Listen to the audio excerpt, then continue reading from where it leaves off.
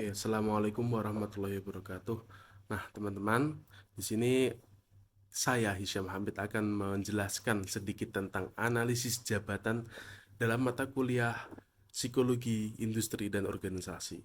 Jadi, analisis jabatan itu merupakan titik awal untuk hampir semua fungsi personalia, mulai dari seleksi, pembayaran, pelatihan, hingga penilaian kinerja.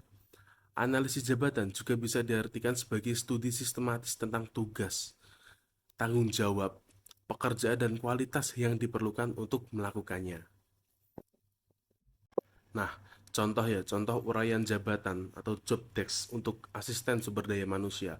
Itu seperti mendukung proses sumber daya manusia dengan mengelola tes ketenaga kerjaan, menjadwalkan janji temu, melakukan orientasi karyawan, memelihara personel, catatan dan informasi tugas dan hasil pekerjaan. Kemudian menjadwalkan dan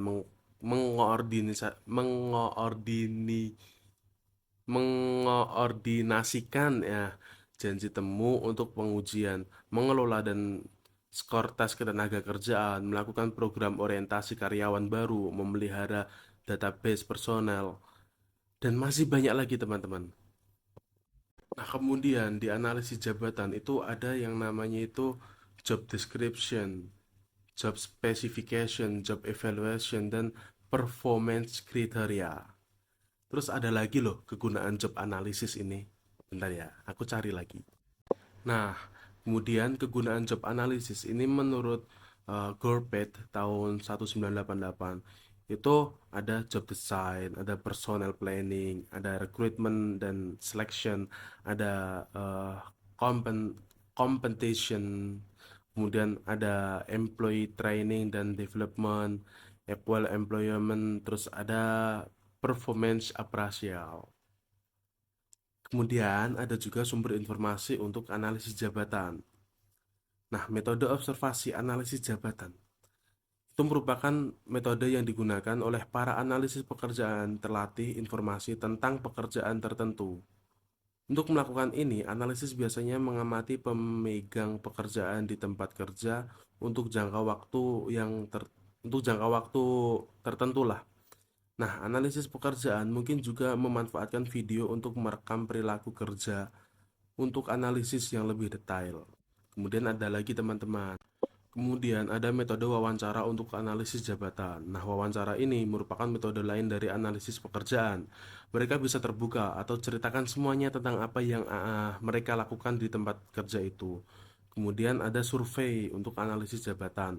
Nah, metode survei ini biasanya melibatkan administrasi pensil dan kertas atau kuesioner online yang diisi responden dan dikembalikan ke analisis pekerjaan.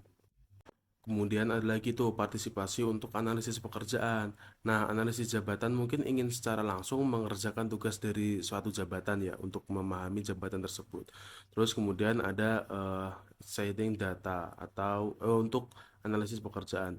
Nah, kebanyakan perusahaan besar biasanya memiliki informasi atau catatan yang dapat digunakan untuk melakukan analisis jabatan seperti data di analisis jabatan sebelumnya. Selain itu, data terkait analisis jabatan juga dapat dipinjam dari perusahaan lain. Kemudian ada lagi, uh, ada lagi tuh yang terakhir itu diary jabatan. Nah, metode ini memungkinkan pemegang jabatan atau incumbents untuk mencatat atau merekam kegiatan pekerja sehari-hari dengan diary. Nah, metode ini memiliki kelebihan berupa data yang detail dan mendalam.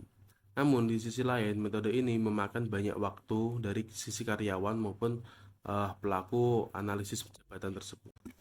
Nah, itu ya teman-teman tadi itu sedikit penjelasan dari saya. Karena itu sebenarnya tugas psikologi industri dan organisasi yang diampu oleh Mbak Hanun, dosen kita dari Fakultas Psikologi Universitas Muhammadiyah Surakarta. Saya sebenarnya nggak bisa jelasin banyak-banyak, soalnya saya belum begitu paham sebenarnya itu. Eh, Pokoknya udah itu aja dulu ya. Nanti kalau ada tugas lagi yang seperti ini, insya Allah nanti saya pahami dulu. Makasih buat Mbak Hanun atas materi yang diberikan. Semoga nanti kita bisa ketemu di kelas lagi. Terima kasih dari saya, mohon maaf jika banyak salah. Wassalamualaikum warahmatullahi wabarakatuh.